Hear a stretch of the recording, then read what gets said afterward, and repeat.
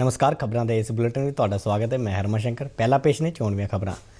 ਪ੍ਰਧਾਨ ਮੰਤਰੀ ਨਰਿੰਦਰ ਮੋਦੀ ਨੇ ਕਿਹਾ ਕਿ ਆਜ਼ਾਦੀ ਕਾ ਅੰਮ੍ਰਿਤ ਮਹੋਤਸਵ ਜਨ ਅੰਦੋਲਨ ਦਾ ਰੂਪ ਧਾਰ ਰਿਹਾ ਹੈ। ਆਕਾਸ਼ਵਾਣੀ ਤੇ ਮਨ ਕੀ ਬਾਤ ਪ੍ਰੋਗਰਾਮ ਦੌਰਾਨ ਪ੍ਰਧਾਨ ਮੰਤਰੀ ਨੇ ਦੇਸ਼ ਵਾਸੀਆਂ ਨੂੰ ਹਰ ਘਰ ਤਿਰੰਗਾ ਮੁਹਿੰਮ ਵਿੱਚ ਸ਼ਾਮਲ ਹੋਣ ਦੀ ਅਪੀਲ ਕੀਤੀ।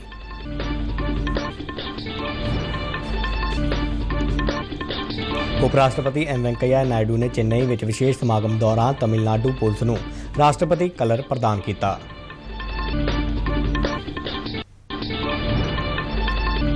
ਖੇਤੀਬਾੜੀ ਅਤੇ ਕਿਸਾਨ ਭਲਾਈ ਮੰਤਰੀ ਨਰਿੰਦਰ ਸਿੰਘ ਤੋਮਰ ਨੇ ਕਿਹਾ ਹੈ ਕਿ ਪੋਸ਼ਕ ਅਨਾਜਾਂ ਨੂੰ ਸਾਡੇ ਭੋਜਨ ਵਿੱਚ ਫਿਰ ਮਹੱਤਵਪੂਰਨ ਥਾਂ ਮਿਲਣੀ ਚਾਹੀਦੀ ਹੈ। BSF ਦੇ ਡਾਇਰੈਕਟਰ ਜਨਰਲ ਪੰਕਜ ਕੁਮਾਰ ਨੇ ਅੱਜ ਚੰਡੀਗੜ੍ਹ ਵਿੱਚ ਮੁੱਖ ਮੰਤਰੀ ਭਗਵੰਤ ਮਾਨ ਨਾਲ ਕੀਤੀ ਮੁਲਾਕਾਤ। ਮੁੱਖ ਮੰਤਰੀ ਨੇ ਨਸ਼ਿਆਂ ਅਤੇ ਹਥਿਆਰਾਂ ਦੀ ਤਸਕਰੀ ਰੋਕਣ ਲਈ ਪੰਜਾਬ ਦੀਆਂ ਸਰਹੱਦਾਂ ਤੇ ਚੌਕਸੀ ਵਧਾਉਣ ਦੀ ਲੋੜ ਤੇ ਜ਼ੋਰ ਦਿੱਤਾ। ਮਹਾਨ ਕ੍ਰਾਂਤੀਕਾਰੀ ਸ਼ਹੀਦ ਊਧਮ ਸਿੰਘ ਦੇ ਸ਼ਹੀਦੀ ਦਿਵਸ ਮੌਕੇ ਉਹਨਾਂ ਦੇ ਜੱਦੀ ਪਿੰਡ ਸੁਨਾਮ ਵਿਖੇ ਆਯੋਜਿਤ ਸੂਬਾ ਪੱਧਰੀ ਸਮਾਗਮ ਦੌਰਾਨ ਮੁੱਖ ਮੰਤਰੀ ਭਗਵੰਤ ਮਾਨ ਨੇ ਸ਼ਰਧਾਂਜਲੀਆਂ ਭੇਟ ਕੀਤੀਆਂ।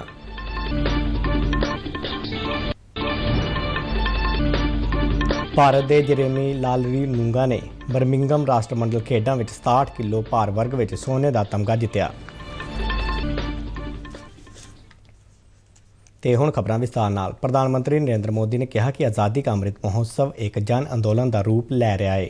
ਆਕਾਸ਼ਵਾਣੀ ਦੇ ਮਨ ਕੀ ਬਾਤ ਪ੍ਰੋਗਰਾਮ ਦੀ 91ਵੀਂ ਕੜੀ ਦੌਰਾਨ ਨਾਗਰਿਕਾਂ ਨੂੰ ਸੰਬੋਧਨ ਕਰਦਿਆਂ ਉਹਨਾਂ ਕਿਹਾ ਕਿ ਇਸ ਵਾਰ ਆਜ਼ਾਦੀ ਦਿਹਾੜੇ ਮੌਕੇ ਭਾਰਤ ਆਜ਼ਾਦੀ ਦੇ 75 ਵਰ੍ਹੇ ਪੂਰਾ ਕਰੇਗਾ ਅਤੇ ਅਸੀਂ ਸਾਰੇ ਉਸ ਅਦਭੁਤ ਅਤੇ ਇਤਿਹਾਸਕ ਪਲ ਦੇ ਗਵਾਹ ਬਣਨ ਜਾ ਰਹੇ ਹਾਂ।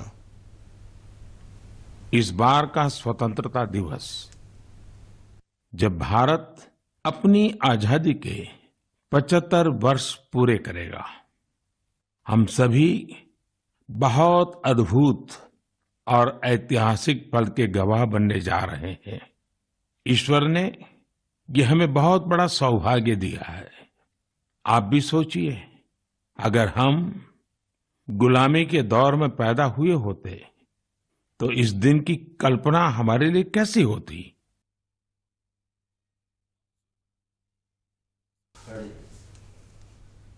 ਪ੍ਰਧਾਨ ਮੰਤਰੀ ਨੇ ਕਿਹਾ ਕਿ ਆਜ਼ਾਦੀ ਕਾ ਅੰਮ੍ਰਿਤ ਮਹੋਤਸਵ ਤਹਿਤ 13 ਤੋਂ 15 ਅਗਸਤ ਤੱਕ ਹਰ ਘਰ ਤਿਰੰਗਾ ਮੁਹਿੰਮ ਦਾ ਆਯੋਜਨ ਕੀਤਾ ਜਾ ਰਿਹਾ ਹੈ। ਪ੍ਰਧਾਨ ਮੰਤਰੀ ਨੇ ਨਾਗਰਿਕਾਂ ਨੂੰ ਇਸ ਮੁਹਿੰਮ ਵਿੱਚ ਸ਼ਾਮਲ ਹੋਣ ਦੀ ਅਪੀਲ ਕਰਦਿਆਂ ਕਿਹਾ ਕਿ ਤਿਰੰਗਾ ਸਾਨੂੰ ਜੋੜਦਾ ਹੈ ਅਤੇ ਦੇਸ਼ ਦੇ ਲਈ ਕੁਝ ਕਰਨ ਦੀ ਪ੍ਰੇਰਨਾ ਦਿੰਦਾ ਹੈ। ਪ੍ਰਧਾਨ ਮੰਤਰੀ ਨੇ 2 ਅਗਸਤ ਤੋਂ 15 ਅਗਸਤ ਤੱਕ ਨਾਗਰਿਕਾਂ ਨੂੰ ਸੋਸ਼ਲ ਮੀਡੀਆ ਪ੍ਰੋਫਾਈਲ ਤੇ ਤਿਰੰਗੇ ਦੀ ਤਸਵੀਰ ਲਗਾਉਣ ਦਾ ਸੁਝਾਅ ਦਿੱਤਾ। तिरंगा, हर घर तिरंगा का आयोजन किया जा रहा है। इस मूवमेंट का हिस्सा बनकर 13 से 15 अगस्त तक आप अपने घर पर तिरंगा जरूर फहराएं या उसे अपने घर पर लगाएं। तिरंगा हमें जोड़ता है, हमें देश के लिए कुछ करने के लिए प्रेरित करता है। मेरा एक सुझाव ये भी है कि 2 अगस्त से 15 अगस्त तक हम सभी अपनी सोशल मीडिया प्रोफाइल पिक्चर में तिरंगा लगा सकते हैं।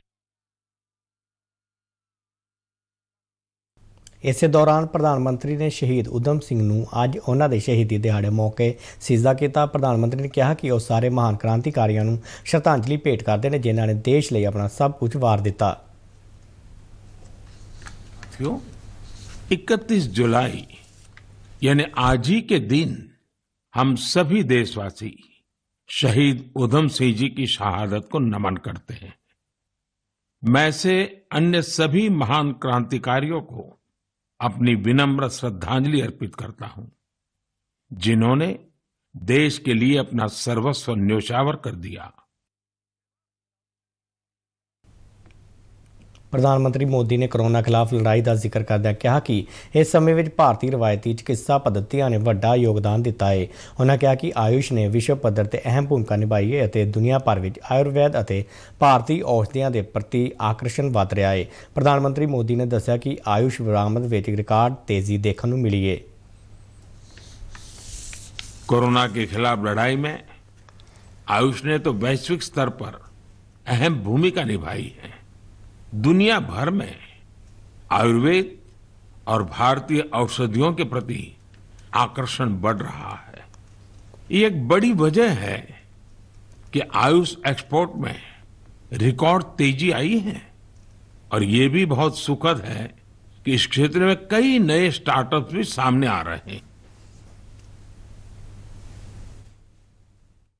हमारे किसान ਕਰ ਰਹੇ ਕਈ ਕਿਸਾਨਾਂ ਦਾ ਜ਼ਿਕਰ ਕਰਦਿਆਂ ਕਿਹਾ ਕਿ ਸ਼ਹਿਦ ਦੀ ਮਿਠਾਸ ਸਾਡੇ ਕਿਸਾਨਾਂ ਦਾ ਜੀਵਨ ਬਦਲ ਰਹੀ ਹੈ ਅਤੇ ਉਹਨਾਂ ਦੀ ਆਮਦਨ ਵਧਾ ਰਹੀ ਹੈ।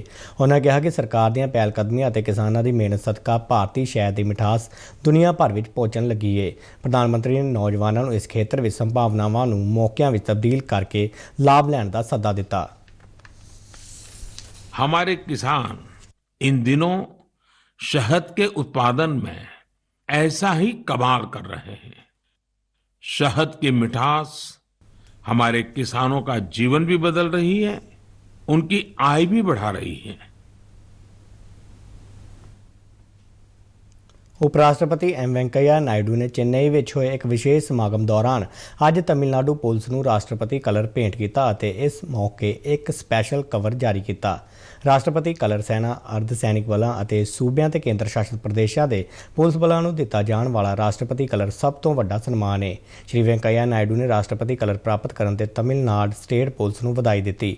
ਤਮਿਲਨਾਡੂ ਰਾਸ਼ਟਰਪਤੀ ਕਲਰ ਪ੍ਰਾਪਤ ਕਰਨ ਵਾਲਾ ਦੱਖਣ ਭਾਰਤ ਦਾ ਪਹਿਲਾ ਸੂਬਾ ਹੈ। ਸਮਾਗਮ ਮੌਕੇ ਆਪਣੇ ਸੰਬੋਧਨ ਵਿੱਚ ਉਪ ਰਾਸ਼ਟਰਪਤੀ ਨੇ ਕਿਹਾ ਕਿ ਪੁਲਿਸ ਬਲ ਵਿੱਚ ਜ਼ਿਆਦਾ ਮਹਿਲਾਵਾਂ ਵਾਲੀ ਸੂਚੀ ਵਿੱਚ ਤਮਿਲਨਾਡੂ ਦਾ ਦੂਜਾ ਰੈਂਕ ਹੈ ਅਤੇ ਪਹਿਲਾ ਕਮਾਂਡੋ ਬਲ ਦਾ ਗਠਨ ਕਰਨ ਵਾਲਾ ਇਹ ਪਹਿਲਾ ਸੂਬਾ ਹੈ। ਉਹਨਾਂ ਕਿਹਾ ਕਿ ਉਹ ਚਾਹੁੰਦੇ ਨੇ ਕਿ ਪੁਲਿਸ ਬਲ ਨੂੰ ਅਤ ਆਧੁਨਿਕ ਬਣਾਇਆ ਜਾਣਾ ਚਾਹੀਦਾ ਹੈ ਤਾਂ ਜੋ ਉਹ ਸਾਈਬਰ ਅਪਰਾਧਾਂ ਨਾਲ ਨਜਿੱਠ ਸਕੇ। ਉਹਨਾਂ ਅਪਰਾਧਾਂ ਨੂੰ ਰੋਕਣ ਅਤੇ ਸੂਬੇ ਦੀ 1076 ਕਿਲੋਮੀਟਰ ਲੰਬੀ ਸਮੁੰਦਰੀ ਸੀਮਾ ਦੀ ਰੱਖਿਆ ਅਤੇ ਸੂਬੇ ਦੇ ਸਮੁੰਦਰੀ ਬਲ ਦੇ ਗਠਨ ਦੀ ਸ਼ਲਾਘਾ ਕੀਤੀ। ਖੇਤੀਬਾੜੀ ਅਤੇ ਕਿਸਾਨ ਭਲਾਈ ਮੰਤਰੀ ਨਰਿੰਦਰ ਸਿੰਘ ਤੋਮਰ ਨੇ ਕਿਹਾ ਹੈ ਕਿ ਪੋਸ਼ਕ ਅਨਾਜਾਂ ਨੂੰ ਸਾਡੇ ਭੋਜਨ ਵਿੱਚ ਫਿਰ ਮਹੱਤਵਪੂਰਨ ਥਾਂ ਮਿਲਣੀ ਚਾਹੀਦੀ ਹੈ। ਉਹਨਾਂ ਕਿਹਾ ਕਿ ਪ੍ਰਧਾਨ ਮੰਤਰੀ ਨਰਿੰਦਰ ਮੋਦੀ ਦੀ ਪਹਿਲ ਤੇ ਸੰਯੁਕਤ ਰਾਸ਼ਟਰ ਨੇ 2023 ਵਰ੍ਹੇ ਨੂੰ ਅੰਤਰਰਾਸ਼ਟਰੀ ਮੋਟਾ ਅਨਾਜ ਵਰ੍ਹਾ ਐਲਾਨ ਕੀਤਾ ਹੈ। ਇਸ ਪਹਿਲ ਤਹਿਤ ਮੰਤਰੀ ਸਮੂਹਾਂ ਨੂੰ ਪੋਸ਼ਕ ਅਨਾਜਾਂ ਨੂੰ ਉਤਸ਼ਾਹਿਤ ਕਰਨ ਦੀ ਜ਼ਿੰਮੇਵਾਰੀ ਸੌਂਪੀ ਗਈ ਹੈ। ਖੇਤੀਬਾੜੀ ਮੰਤਰੀ ਨੇ ਕਿਹਾ ਕਿ ਕੇਂਦਰ ਸਰਕਾਰ ਨੇ ਸਥਾਨਕ, ਰਾਸ਼ਟਰੀ, ਸੂਬਾਈ ਅਤੇ ਅੰਤਰਰਾਸ਼ਟਰੀ ਪੱਧਰ ਤੇ ਅਨੇਕਾਂ ਪ੍ਰੋਗਰਾਮਾਂ ਦੀ ਯੋਜਨਾ ਬਣਾਈ ਹੈ।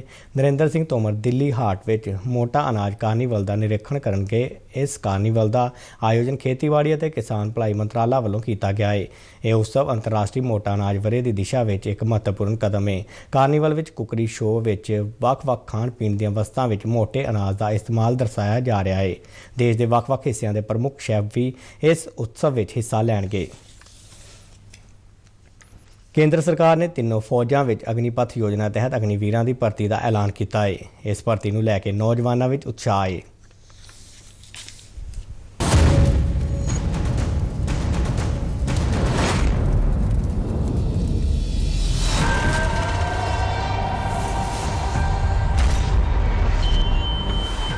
ਰਾਸ਼ਟਰ ਸਭ ਤੋਂ ਉੱਪਰ, ਦੇਸ਼ ਨਾਲ ਹੀ ਹੋਵੇ ਜਿਸ ਦੀ ਪਛਾਣ।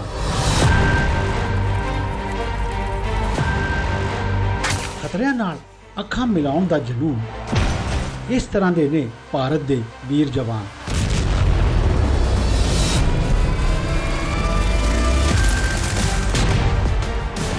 ਇਹਨਾਂ ਫੌਲਾਦੀ ਜਜ਼ਬਿਆਂ ਨੂੰ ਦਿੰਦੀ ਹੈ ਫੌਜ ਇੱਕ ਨਵੀਂ ਪਛਾਣ। ਦੇਵੋ ਦੇਸ਼ ਨੂੰ ਆਪਣੇ 4 ਸਾਲ ਛਾਤੀ ਤਾਣ ਸੰਕਲਪ ਕਰ। ਬਹੁਤ ਖਾਸ ਹੈ ਜਵਾਨਾਂ ਲਈ ਇਹ ਦੇਸ਼ ਸੇਵਾ ਦਾ ਮੌਕਾ। ਚਲੋ ਭਰੀਏ ਭਾਰਤੀ ਫੌਜ ਵਿੱਚ ਜਵਾਨ ਜੋਸ਼, ਅਸੀਂ ਸਾਰੇ ਮਿਲ ਕੇ। ਵਰਦੀ ਦਾ ਮਾਣ ਮਿਲੇ ਜੋ ਇੱਕ ਸੁਨਹਿਰੀ ਕਲ ਨਾਲ ਸਜੇ, ਤਮਗਾ ਵਧਾਵੇ ਸੀਨੇ ਦੀ ਸ਼ਾਨ।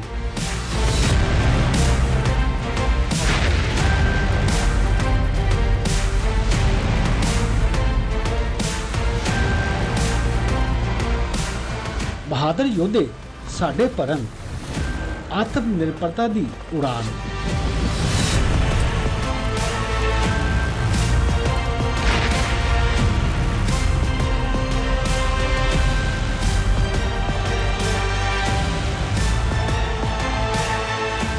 ਹੁਣ ਪਰਬਤ ਵੀ ਨਹੀਂ ਹਿਲਾ ਸਕੇ ਇਹਨਾਂ ਦੇ ਹੌਸਲਿਆਂ ਨੂੰ, ਜਿਨ੍ਹਾਂ ਨੇ ਕੀਤਾ ਕਤਰਾ ਕਤਰਾ ਦੇਸ਼ ਦੇ ਨਾਮ।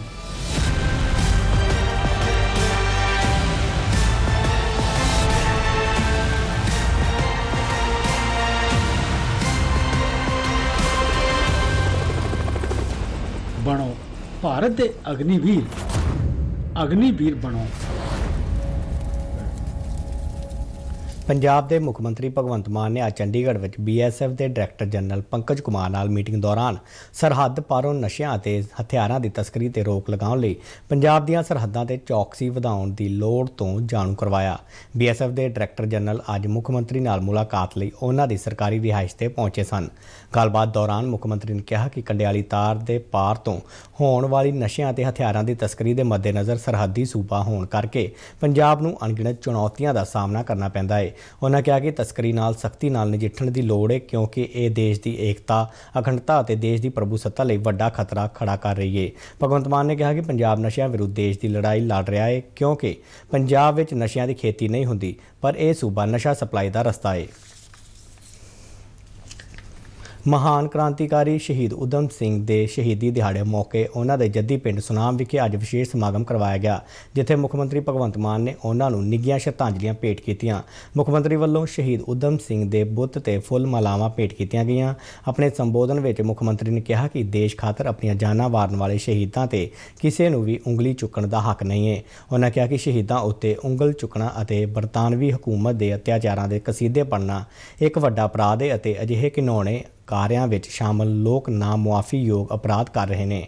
ਉਹਨਾਂ ਇਸ ਮੌਕੇ ITI ਸੁਨਾਮ ਵਿਖੇ ਇੱਕ ਉੱਚ ਪੱਧਰੀ ਖੇਡ ਸਟੇਡੀਅਮ ਦਾ ਨੀਂਹ ਪੱਥਰ ਵੀ ਰੱਖਿਆ।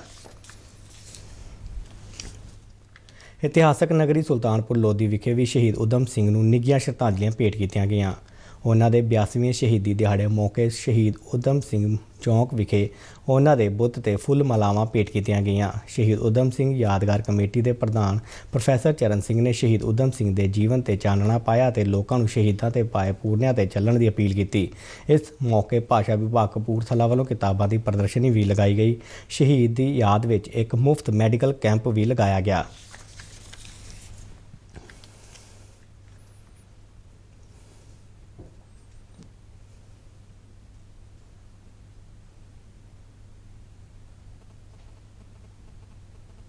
ਨਗਰ ਕੌਂਸਲ ਮਲੇਰਕੋਟਲਾ ਦੇ ਵਾਰਡ ਨੰਬਰ 18 ਦੇ ਆਮ ਆਦਮੀ ਪਾਰਟੀ ਦੇ ਕੌਂਸਲਰ ਮੁਹੰਮਦ ਅਕਬਰ ਦੀ ਅੱਜ ਸਵੇਰੇ ਗੋਲੀਆਂ ਮਾਰ ਕੇ ਹੱਤਿਆ ਕਰ ਦਿੱਤੀ ਗਈ।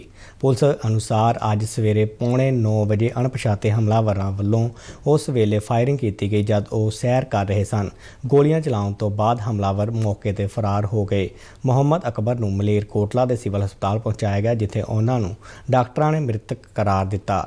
ਘਟਨਾ ਸਥਾਨ ਤੇ ਪੁਲਿਸ ਮੌਕੇ ਤੇ ਪਹੁੰਚੀ ਅਤੇ ਘਟਨਾ ਦੀ ਜਾਂਚ ਸ਼ੁਰੂ ਕੀਤੀ। ਜੰਮੂ ਕਸ਼ਮੀਰ ਵਿੱਚ ਸਖਤ ਸੁਰੱਖਿਆ ਪ੍ਰਬੰਧਾਂ ਦਰਮਿਆਨ ਅੱਜ ਸਵੇਰੇ 715 ਸ਼ਰਧਾਂਜਲੀਆਂ ਦਾ ਜੱਥਾ ਜੰਮੂ ਦੇ ਭਗਵਤੀ ਨਗਰ ਬੇਸ ਕੈਂਪ ਤੋਂ ਅਮਰਨਾਥ ਯਾਤਰਾ ਲਈ ਰਵਾਨਾ ਹੋਇਆ। ਹਲਕੀਆਂ ਤੇ ਭਾਰੀ 26 ਮੋਟਰ ਗੱਡੀਆਂ ਵਿੱਚ ਸਵਾਰ ਇਹ ਸ਼ਰਧਾਲੂ ਅਨੰਤਨਾਗ ਜ਼ਿਲ੍ਹੇ ਦੇ ਪਹਿਲਗਾਮ ਵਿੱਚ ਨੂਨਮਾ ਅਤੇ ਗੰਦਰਬਲ ਜ਼ਿਲ੍ਹੇ ਦੇ ਬਾਲਟਾਲ ਬੇਸ ਕੈਂਪ ਤੇ ਰਸਤੇ ਬਾਬਾ ਬਰਫਾਨੀ ਦੇ ਦਰਸ਼ਨ ਕਰਨਗੇ। ਅੱਜ ਰਵਾਨਾ ਹੋਏ ਸ਼ਰਧਾਲੂਆਂ ਵਿੱਚ 549 ਪੁਰਸ਼, 121 ਮਹਿਲਾਵਾਂ, 7 ਬੱਚੇ, 36 ਸਾਧੂ ਅਤੇ 2 ਸਾਧਵੀਆਂ ਵੀ ਸ਼ਾਮਲ ਸਨ। ਬੀਤੀ ਸ਼ਾਮ ਤੱਕ 2,91,000 ਤੋਂ ਵੱਧ ਸ਼ਰਧਾਲੂ ਅਮਰਨਾਥ ਗੁਫਾ ਵਿੱਚ ਹਿਮ ਸ਼ਿਵਲਿੰਗ ਦੇ ਦਰਸ਼ਨ ਕਰ ਚੁੱਕੇ ਸਨ। ਭਾਰਤ ਦੇ ਜੇਰੇਮੀ ਲਾਲਰੀ-ਨੂੰਗਾ ਨੇ ਬਰਮਿੰਘਮ ਰਾਸ਼ਟਰਮੰਡਲ ਖੇਡਾਂ ਵਿੱਚ 67 ਕਿਲੋ ਭਾਰ ਵਰਗ ਵਿੱਚ ਸੋਨੇ ਦਾ ਤਮਗਾ ਜਿੱਤਿਆ ਹੈ। ਜੇਰੇਮੀ ਨੇ ਕੁੱਲ 300 ਕਿਲੋਗ੍ਰਾਮ ਭਾਰ ਚੁੱਕ ਕੇ ਇਹ ਉਪਲਬਧੀ ਹਾਸਲ ਕੀਤੀ। ਰਾਸ਼ਟਰਮੰਡਲ ਖੇਡਾਂ ਵਿੱਚ ਇਹ ਭਾਰਤ ਦਾ ਦੂਜਾ ਸੋਨ ਤਮਗਾ ਹੈ। ਹੁਣ ਤੱਕ ਭਾਰਤ ਨੇ 5 ਮੈਡਲ ਜਿੱਤੇ ਨੇ। ਲਾਲਰੀ-ਨੂੰਗਾ ਨੇ ਸਨੈਚ ਵਿੱਚ 140 ਜਦਕਿ ਕਲੀਨ ਐਂਡ ਜਰਕ ਵਿੱਚ 160 ਕਿਲੋਗ੍ਰਾਮ ਭਾਰ ਚੁੱਕਿਆ। ਪ੍ਰਧਾਨ ਮੰਤਰੀ ਨਰਿੰਦਰ ਮੋਦੀ ਨੇ ਇਸ ਸ਼ਾਨਦਾਰ ਉਪਲਬਧੀ ਤੇ ਲਾਲਰੀ-ਨੂੰਗਾ ਨੂੰ ਵਧਾਈ ਦਿੱਤੀ ਹੈ। ਆਪਣੇ ਟਵੀਟ ਵਿੱਚ ਉਹਨਾਂ ਕਿਹਾ ਕਿ ਸਾਡੀ ਯੁਵਾ ਸ਼ਕਤੀ ਇਤਿਹਾਸ ਸਿਰਜ ਰਹੀ ਹੈ। ਲਾਲਰੀ-ਨੂੰਗਾ ਜੇਰੇਮੀ ਨੂੰ ਬਹੁਤ-ਬਹੁਤ ਵਧਾਈਆਂ, ਜਿਨ੍ਹਾਂ ਨੇ ਕਾਮਨਵੈਲਥ ਖੇਡਾਂ ਦੇ ਇਸ ਪਹਿਲੇ ਮੁਕਾਬਲੇ ਵਿੱਚ ਹੀ ਸ਼ਾਨਦਾਰ ਰਿਕਾਰਡ ਬਣਾਇਆ ਤੇ ਛੋਟੀ ਉਮਰੇ ਹੀ ਦੇਸ਼ ਦਾ ਮਾਣ ਅਤੇ ਸ਼ਾਨ ਵਧਾਈ। ਇਸ ਤੋਂ ਪਹਿਲਾਂ ਭਾਰਤ ਦੀ ਮਹਿਲਾ ਭਾਰੋਤੋਲਕ ਮੀਰਾਬਾਈ ਚਾਨੂ ਨੇ ਸੋਨ ਤਮਗਾ ਜਿੱਤ ਕੇ ਭਾਰਤੀ ਝੋਲੀ ਪਾਇਆ। ਭਾਰਤ ਦੇ ਰਾਸ਼ਟਰਪਤੀ ਦ੍ਰੋਪਦੀ ਮੁਰਮੂ, ਉਪ ਰਾਸ਼ਟਰਪਤੀ ਐਮ ਵੈਂਕਈਆ ਨਾਇਡੂ, ਪ੍ਰਧਾਨ ਮੰਤਰੀ ਨਰਿੰਦਰ ਮੋਦੀ ਅਤੇ ਕੇਂਦਰੀ ਖੇਡ ਮੰਤਰੀ ਅਨੁਰਾਗ ਸਿੰਘ ਠਾਕੁਰ ਨੇ ਕਾਮਨਵੈਲਥ ਖੇਡਾਂ ਵਿੱਚ ਭਾਰਤ ਲਈ ਨਾਮਣਾ ਖੱਟਣ ਵਾਲੇ ਖਿਡਾਰੀਆਂ ਨੂੰ ਵਧਾਈਆਂ ਦਿੱਤੀਆਂ। ਦੂਰਦਰਸ਼ਨ ਕੇਂਦਰ ਜਲੰਧਰ ਵਿਖੇ ਸਹਾਇਕ ਇੰਜੀਨੀਅਰ ਮਧੁਰੇਸ਼ ਤਕਰੀਬਨ 39 ਸਾਲ ਦੀ ਸੇਵਾ ਮਗਰੋਂ ਅੱਜ ਸੇਵਾ ਮੁਕਤ ਹੋ ਗਏ। ਇਸੇ ਤਰ੍ਹਾਂ ਸੀਨੀਅਰ ਟੈਕਨੀਸ਼ੀਅਨ ਬਲਬੀਰ ਸਿੰਘ ਤਕਰੀਬਨ 34 ਸਾਲ ਦੀ ਸੇਵਾ ਮਗਰੋਂ ਸੇਵਾ ਮੁਕਤ ਹੋਏ। ਦੂਰਦਰਸ਼ਨ ਕੇਂਦਰ ਜਲੰਧਰ ਦੇ ਪ੍ਰਸ਼ਾਸਨਿਕ ਵਿੰਗ ਵਿੱਚ UDC ਇੰਦਰਪਾਲ ਸਿੰਘ ਵਾਲੀਆ ਤਕਰੀਬਨ 38 ਸਾਲ ਦੀ ਸੇਵਾ ਮਗਰੋਂ ਸੇਵਾ ਮੁਕਤ ਹੋਏ। ਦੂਰਦਰਸ਼ਨ ਕੇਂਦਰ ਦੇ ਸਟਾਫ ਵੱਲੋਂ ਇਹਨਾਂ ਸਾਰਿਆਂ ਲਈ ਵਿਦਾਇਗੀ ਪਾਰਟੀ ਦਾ ਆਯੋਜਨ ਕਰੋਨਾ ਦਿਸ਼ਾ ਨਿਰਦੇਸ਼ਾਂ ਦੀ ਪਾਲਣਾ ਕਰਦਿਆਂ ਕੀਤਾ ਗਿਆ। ਕੇਂਦਰ ਦੇ ਵੱਖ-ਵੱਖ ਸੈਕਸ਼ਨਾਂ ਦੇ ਮੁਖੀਆਂ ਨੇ ਇਹਨਾਂ ਦੀਆਂ ਸੇਵਾਵਾਂ ਦੀ ਸ਼ਲਾਘਾ ਕੀਤੀ। ਇਹਨਾਂ ਨੂੰ ਸਨਮਾਨਿਤ ਕੀਤਾ ਗਿਆ ਅਤੇ ਸਨਮਾਨ ਚਿੰਨ੍ਹ ਵਜੋਂ ਤੋਹਫੇ ਭੇਂਟ ਕੀਤੇ ਗਏ। ਖਬਰਾਂ ਦੇ ਬੁਲੇਟਿਨ ਸਾਡੇ ਦਰਸ਼ਕ RNU DDK ਜਲੰਧਰ ਦੇ YouTube ਚੈਨਲ, Facebook ਪੇਜ ਅਤੇ Twitter ਹੈਂਡਲ ਤੇ ਵੀ ਦੇਖ ਸਕਦੇ ਨੇ। ਤੇ ਇਸ ਦੇ ਨਾਲ ਹੀ ਖਬਰਾਂ ਦਾ ਇਹ ਬੁਲੇਟਿਨ ਖਤਮ ਹੋਇਆ। ਇਜਾਜ਼ਤ ਦਿਓ। ਨਮਸਕਾਰ।